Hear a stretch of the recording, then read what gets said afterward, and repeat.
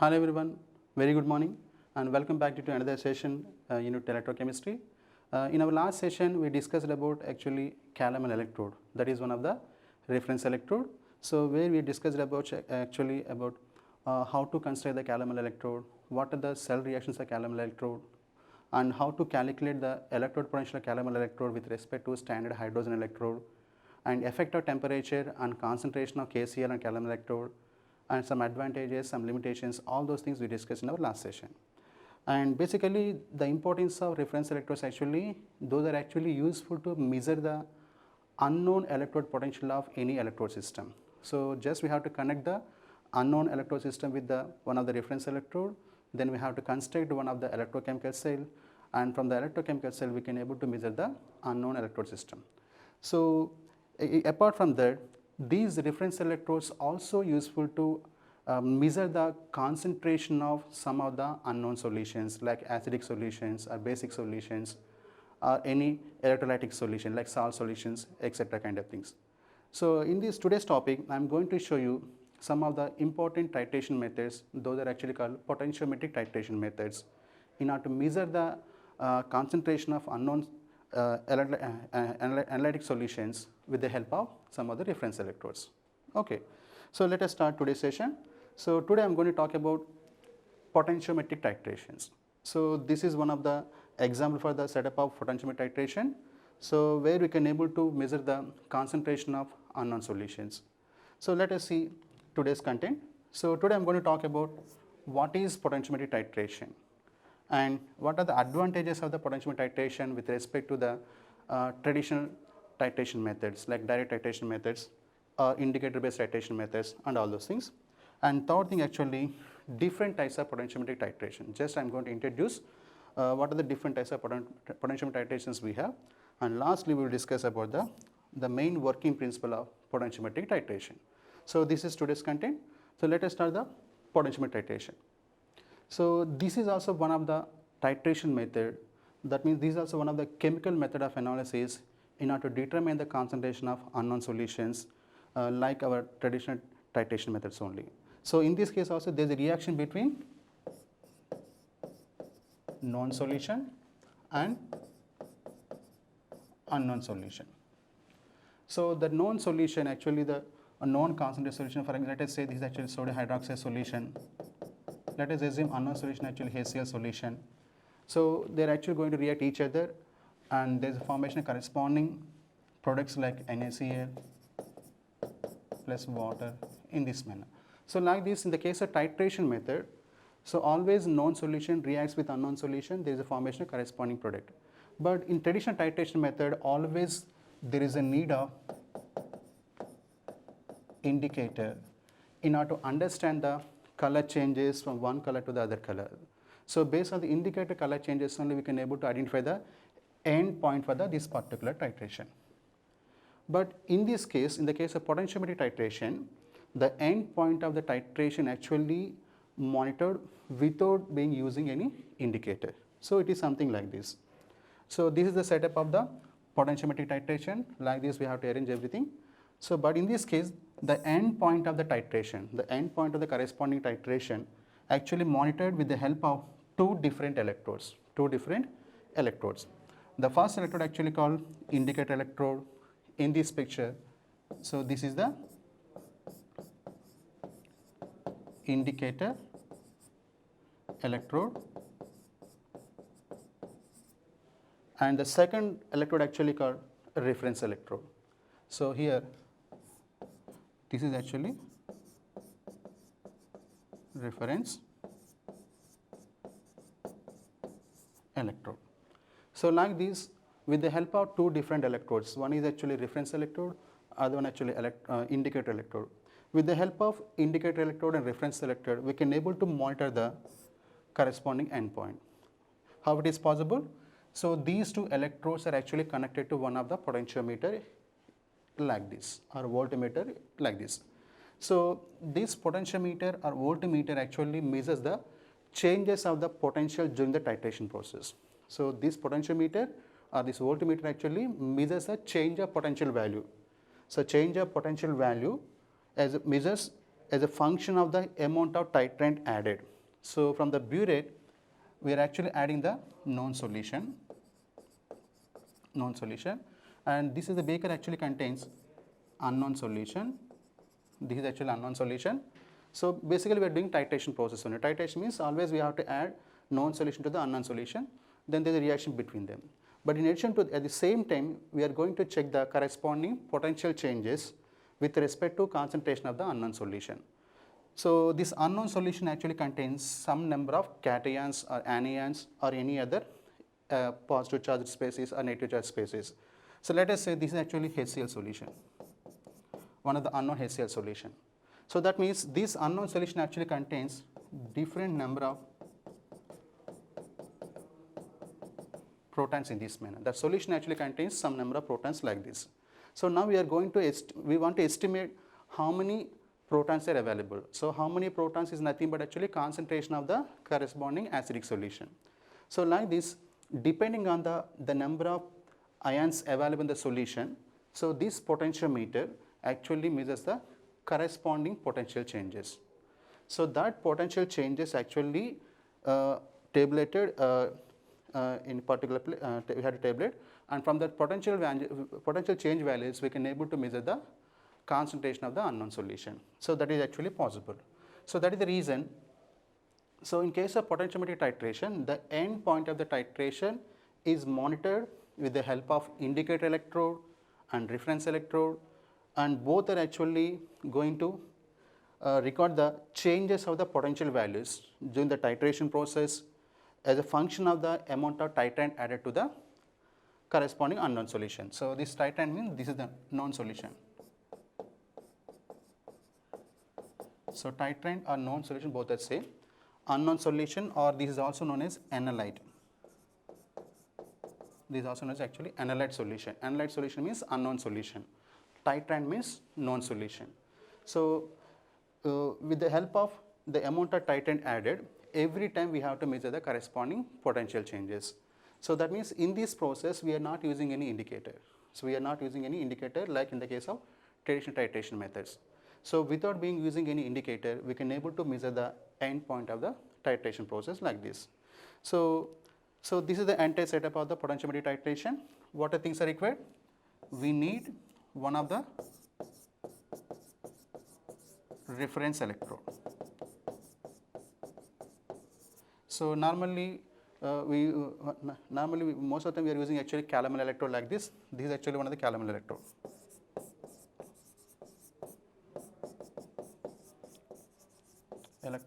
Or we can also use standard hydrogen electrode or silver chloride electrode also. But most of the cases we are using calomel electrode because we can easily handle this electrode system. And the second electrode actually called indicator electrode.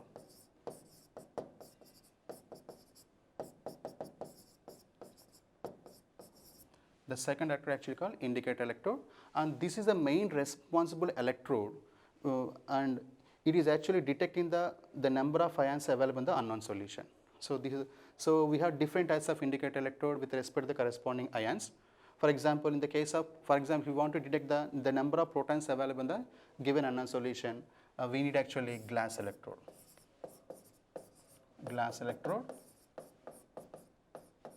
So this glass electrode actually acting as one of the indicator electrode. So we will discuss all the details in later session. But like this, always there is a requirement of one of the indicator electrode, and depending upon the unknown solution, we have to select different indicator electrodes. So this indicator electrode actually the main responsible person. So it can able to detect or sense the number of ions available in the given unknown solution. Once the number of ions are changing in the unknown solution, automatically this indicator electrode potential value varies. So this indicator electrode potential value directly connected to the concentration of the unknown solution. So like this, we need actually specially designed indicator electrode in order to measure the potential changes in the case of potentiometer titrations. And this is the beaker actually contains unknown solution, that is actually called analyte. And this is the burette contains actually known solution, so that is actually called and titrant. So titrant means known solution, known concentrated solution. Analyte means unknown solution. And this unknown solution can be anything like acid solution like HCl or HNO3 or acetic acid, any kind of solution, or any salt solution. It may be any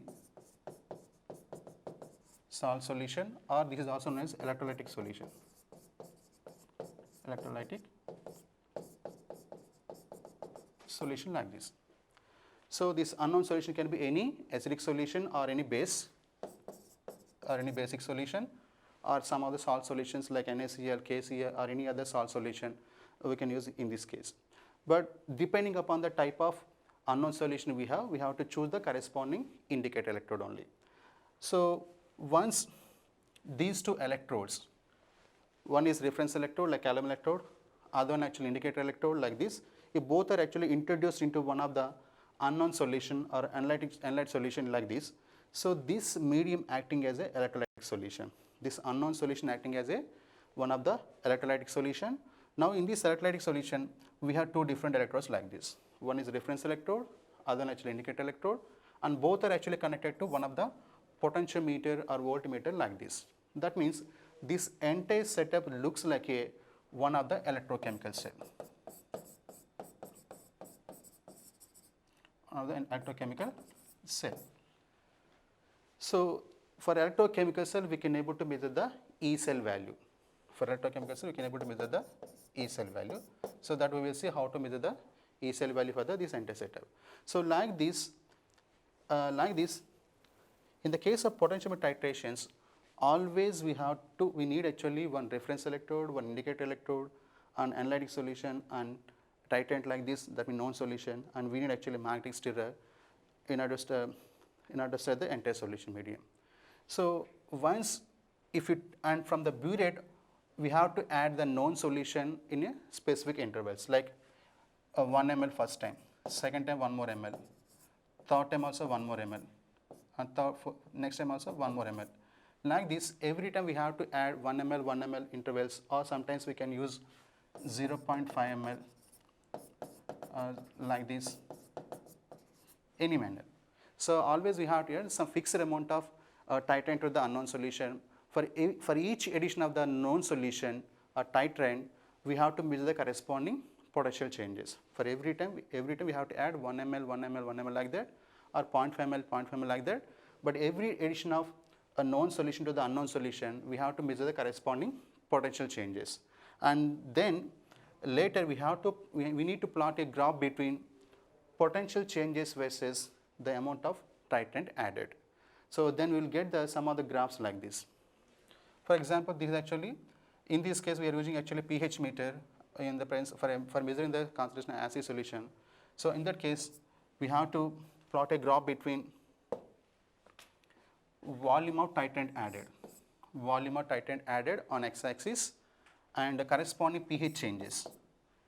In other cases potential changes. In this case actually they mentioned actually pH changes. So we have to plot graph like this. We will get some S-shaped curve like this. So from this curve we can able to measure the corresponding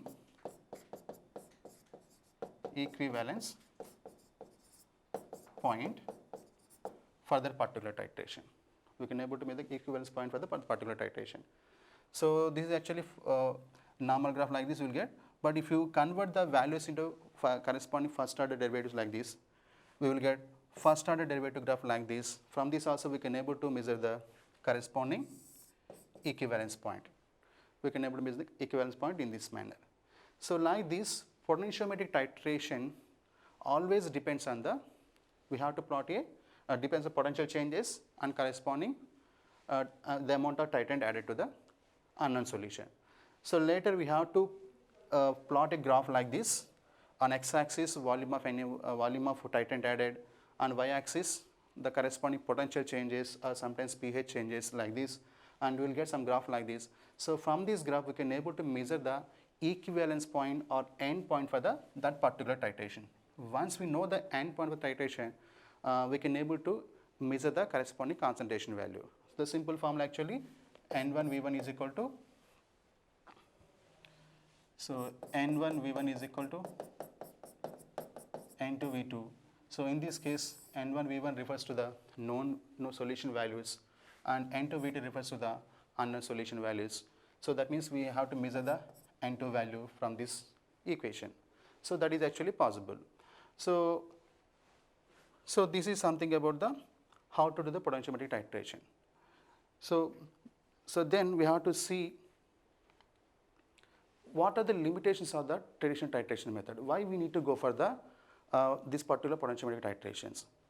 So let us see what are the limitations of the normal titration methods or indicator based titration methods, and those are actually called traditional titration methods. We know that in case of indicator based titration methods, always we have to depend on the one particular indicator, and that particular indicator actually having different colors depending on the medium change, or in one particular medium that is actually showing one particular color. Once you change the medium to the another medium, it will show actually some other color like that. So for example, in this case, you can see different color changes from blue to yellow like this, or here also you can see from colorless to pink, it is actually coming like this. So always we have to monitor the color changes in this manner. So that means in case of traditional titration methods, always we need one particular indicator. So that is the first limitation. Always need suitable indicator. It is very difficult to find the particular indicator for a given system. So for some of the systems we have some indicators, but once we are going for the unknown system, then there is a difficulty. So always we need suitable indicator. And second point, actually, in the case of traditional titration method, the end point of the titration actually measured based on the indicator color changes only. So that means we have to choose such a compound, it can able to change color from one color to another color exactly at the time of end point. Okay, there should be some sharp color changes only. So such type of compounds are actually required, because in the case of traditional titration methods or indicator based titration methods, always we have to depend on the indicator color changes. So that means we have to choose some specific compounds which can able to change their color from one color to the other color exactly at the time of end point only. So that is another difficulty. And third point, actually, for every analyte titrate combinations, for every conceivable analyte titrate combination, we don't have a suitable indicator system. So indicators do not necessarily exist for every conceivable analyte titration combinations. Maybe for acid-base titration, we can say that we have phenolphthalein indicator or methanol indicator or methyl indicator, something like that. But in the case of iron dichromate system, we can use diphenylamine as an indicator system. For EDT titration method, we have a EBT indicator system. So like that, for specific titration, we have to choose some specific indicator. So, but for all the combinations, for all analyte titrant combinations, there is no suitable indicator. So it is very difficult to identify the suitable indicator for a particular combination. So that is actually very, very difficult. So that is another limitation. And another important point, actually, traditional titration methods are actually not providing accurate color changes whenever we have a turbid kind of solution or darkly colored solutions. For example, your unknown solution, it looks something like this, a turbid like this, or some other dark colored solution. But in those cases, we are not getting any proper color changes, because the unknown solution already having some color like this, and even we are depending on the indicator color changes. So at the time of end point, we may not get the proper color changes because of the turbidity like this or dark color in the solution. So that means for turbid solutions or darkly colored solutions, we may not get proper accurate result from the traditional titration method. So that is another limitation. And lastly, so if the sample solution, that means unknown solution or analyte solution, contains multiple analytes means we have mixture of unknown compound. Let us say this is one of the unknown solution, like acid solution, but this solution actually contains HCl is there, or H1 is also there, acetic acid also available. So this unknown solution actually having 3 different analytes. Certain amount of HCl compound is there, certain amount of H1 is also available, certain amount of acetic acid is also available. So this is completely unknown solution. This is completely unknown solution. That means this system actually having multiple analytes, mixture of analytes. So if we have a mixture of analytes like this or mixture of unknown solutions like this, so it is very difficult to identify the corresponding individual endpoints for the from the traditional titration methods. Maybe we will get only overall color change only. So we can able to measure the strength of the overall acid medium, but we cannot measure the strength of the HCl, strength of the HNO3, strength of the acetic acid by using traditional titration method.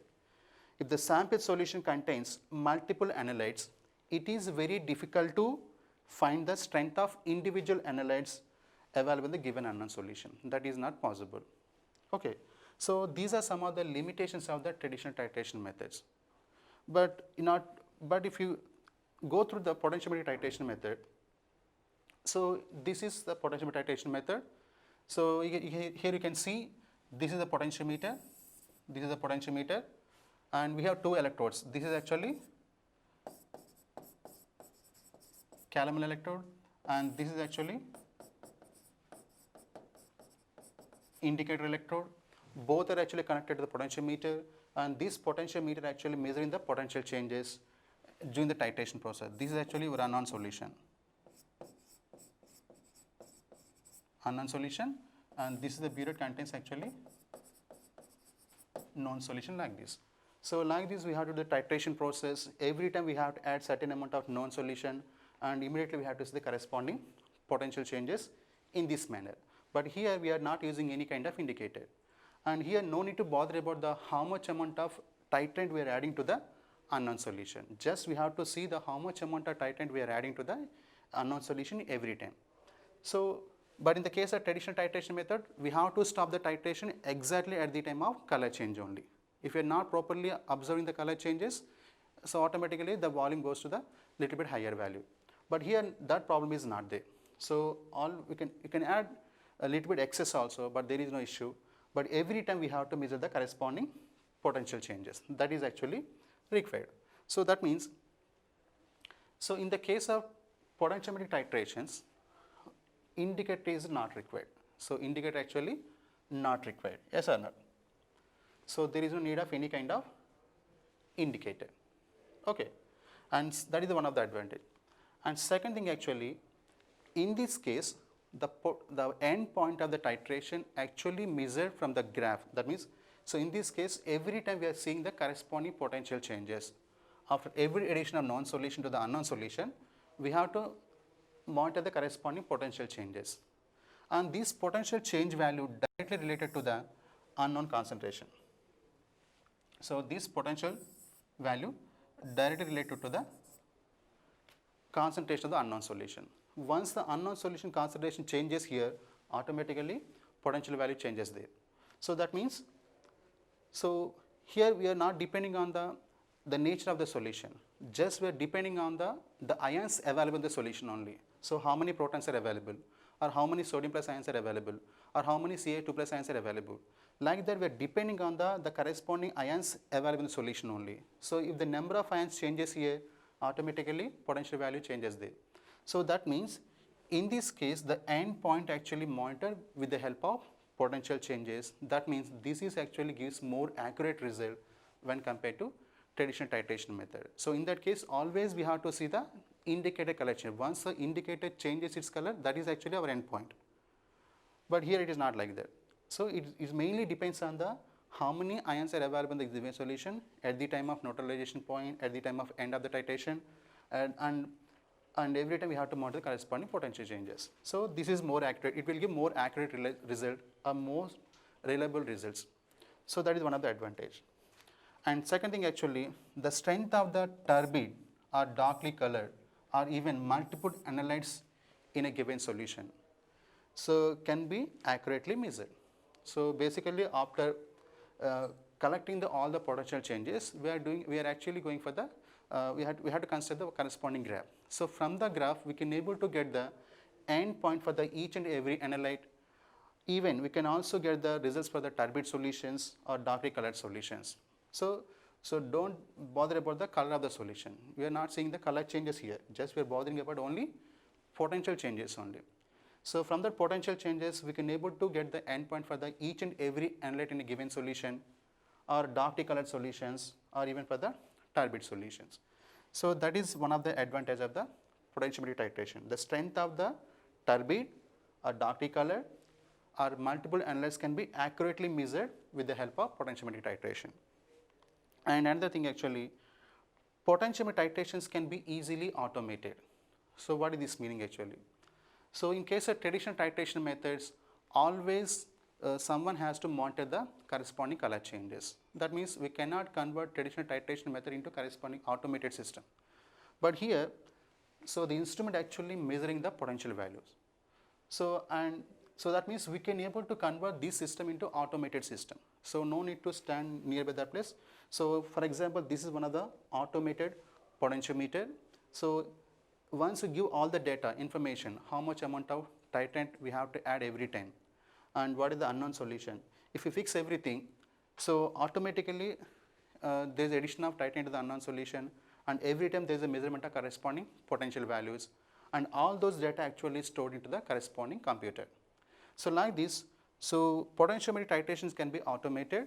So later we can use the data and we can get the corresponding concentration value. So that is actually possible. So with the help of potentiometric titrations. So but we cannot convert the traditional titration method into the one of the automated titration method. So that is not possible. So these are some of the advantages of the potentiometric titrations. In addition to that, these potentiometric titrations are actually very useful once we have a very diluted solutions. So in normal cases we can use maybe direct methods or indicator methods, but once we have a very diluted solutions, if we want to get accurate concentration of the diluted solution, always better to use only potentiometric titration, something like this only. So this is something about the advantages of the potentiometric titrations. Now let us see types of potentiometric titrations. So basically we can classify the potentiometric titrations into 4 different categories like this. First category actually acid-base titrations. These are also known as pH metric titrations, because in those cases mostly we are depending on the pH value changes only. And second category actually oxidation reduction titrations. That means some of the electrode metallic system undergoes oxidation process as well as reduction process, that we already know that. So some of the oxidation reduction reactions also can be monitored by using by measuring the potential changes. These are also known as redox titrations. And another category actually complexometric titrations. In some other cases, if we add suitable agent like complexing agent like EDTA in the case of hardness of water determination, so that EDTA molecule actually can able to react with the calcium, magnesium ions available in the unknown solution. Maybe that reaction also we can monitor by using this potentiometric method. So some of them we have a complex titration methods, titrations also in this case, and even we have a precipitation titrations also, one of the category. So like this, potentiometric titrations actually classified into 4 different types like this: acid-base titrations or pH metric titrations, oxidation reduction titrations like this, or complex titrations, or precipitation titration. So we will see example for each and every category in our later session, but today I am going to explain what is the main working principle of this potentiometric titration. So that first we will see principle of potentiometric titration, and later we will discuss about all these examples. Okay. So we know that this is the setup of the potentiometric titration method. So what is required? Always we need one reference electrode and we need one indicator electrode, and there is an analyte solution like this. Analyte means unknown solution like this, and this is actually titrant or known solution like this. And this reference electrode, indicator electrode actually connected to the potentiometer like this, and both these electrodes are actually is in contact with the unknown solution like this or analyte like this. And this is one of the reference electrode. In this case we are using actually calomel electrode. Calomel electrode, we know what is the calomel electrode. So calomel electrode contains actually mercury and mercurous chloride paste like this, and outside we have a KCl solution, saturated KCl solution in the case of saturated calomel electrode, or 1 ml KCl solution or 0.1 ml KCl solution depending upon our requirement. And this modern calomel electrode also contains salt bridge also here. So here we have a salt bridge also like this. So this is actually salt bridge like this. So this is the setup of the reference electrode and indicator electrode and potentiometer in this manner. So in this case, this unknown solution acting as one of the electrolytic solution, and this is a reference electrode we have, indicator electrode we have, both are connected to one of the potentiometer or voltmeter in this manner like this, and here we have a salt bridge. So that means this entire setup looks like one of the electrochemical cell.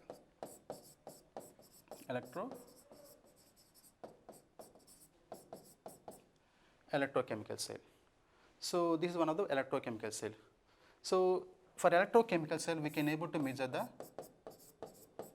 E cell value.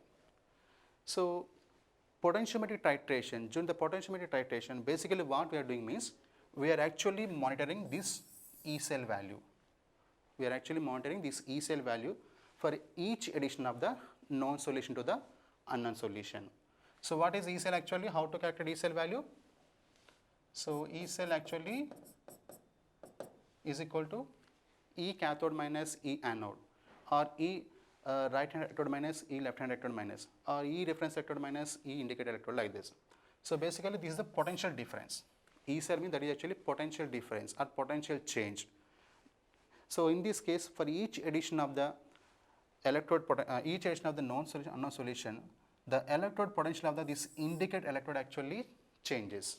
The electrode potential of the indicator electrode actually changes. So that means automatically E cell value also varies. So like this, every time we have to measure the E cell value in the case of potentiometric titrations. So that we will see. So if we want to represent this entire electrochemical cell, we have to follow in this manner. So this is the representation of the entire electrochemical cell. What is there? Here we have one of the reference electrode, and that reference electrode actually connected to one of the salt bridge like this, that is salt bridge like this. We have salt bridge like this, and this salt bridge actually is in contact with the analyte solution. Analyte solution means this is the analyte solution, unknown solution, and again this analyte solution also in contact with the indicator electrode also. So reference electrode, salt bridge, both are actually in contact with analyte solution like this, and indicator also actually is in contact with the analyte solution in this manner. Okay, so we know that reference electrode actually having fixed electrode potential value at a particular temperature, and indicator electrode potential value actually varies with respect to the corresponding concentration of the unknown solution. So if we assume this is the electrode potential of the one of the reference electrode, in this case calomel electrode, and even this salt bridge actually is in contact with actually having two boundaries. So here salt bridge actually is in contact with the reference electrode like this. The other end of the salt bridge actually is in contact with the analyte solution like this. That means, so around the boundaries of the salt bridge, there is some potential change, because both sides we have a different concentrations. So one side we have unknown solution, other side we have a KCl solution. So that means even this salt bridge also having some junction potential value, that is actually called EZ value. That is actually called EZ value, junction potential of the salt bridge. And this is unknown solution.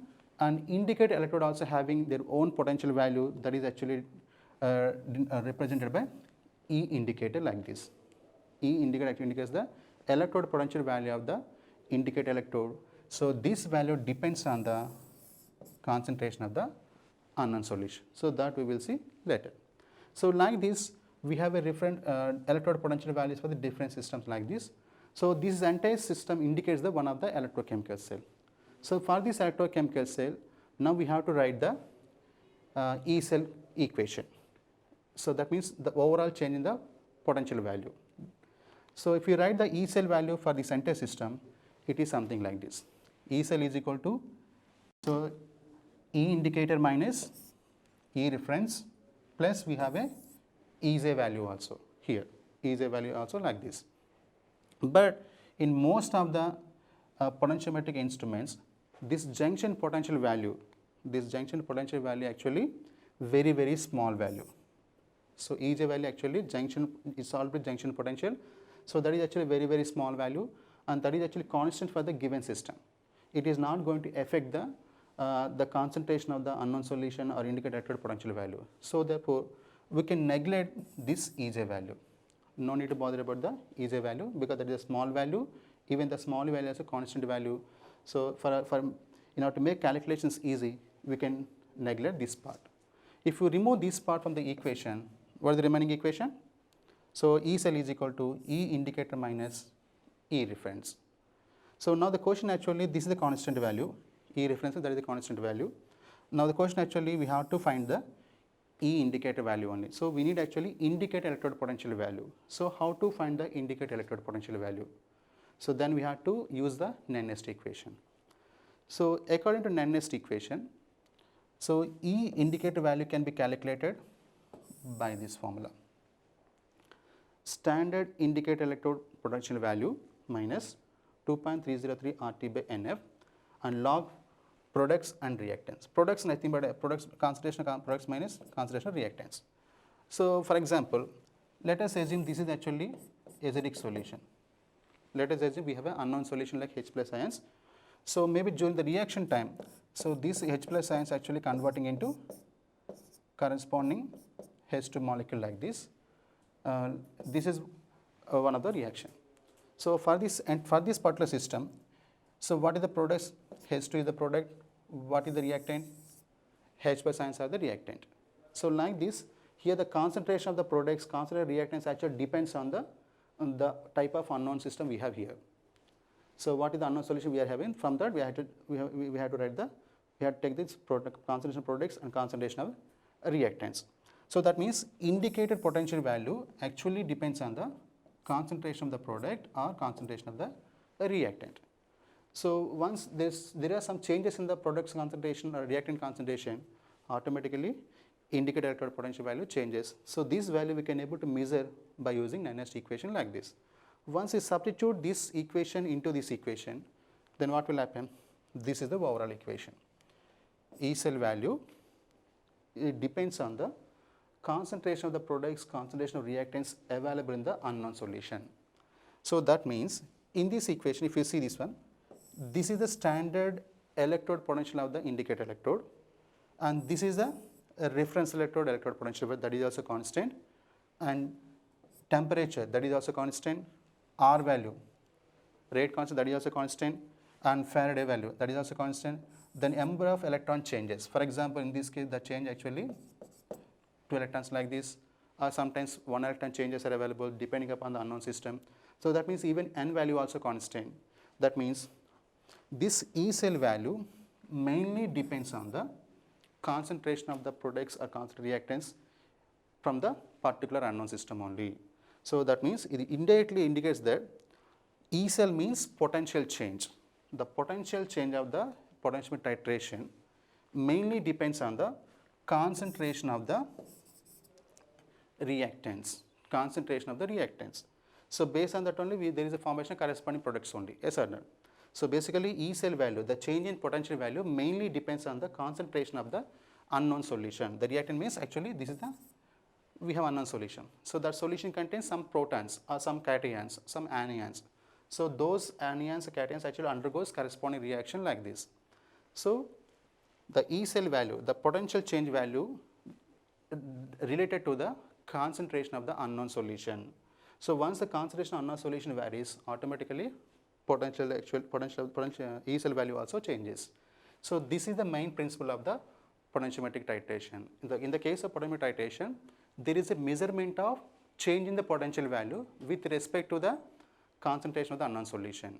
But concentration of unknown solution actually varies due to the addition of known solution.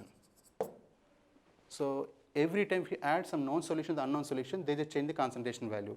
Once the concentration value changes, automatically E cell value changes. So that is the main principle of the this entire potentiometric titration. But in this case, the important thing actually, we have to understand what is this indicator electrode, how to choose different indicator electrodes for a particular titration, and all those things. Okay. So in the next session, I'm going to discuss about what is this indicator electrode, what is the role of the indicator electrode, how this indicator electrode potential value depends on the concentration of the unknown solution, and all those things we will discuss in the next session. And this is all of the today's session. So in today's session we discussed about actually what is potentiometer titration, what are the advantages of potentiometer titrations, and what is the different types of potentiometer titrations, and the main working principle of the potentiometer titration by using Nernst equation and E cell value calculation in this manner. Okay, so this is our today's session. If you have any doubts, so please contact me through my email ID or my mobile number. So thank you one and all.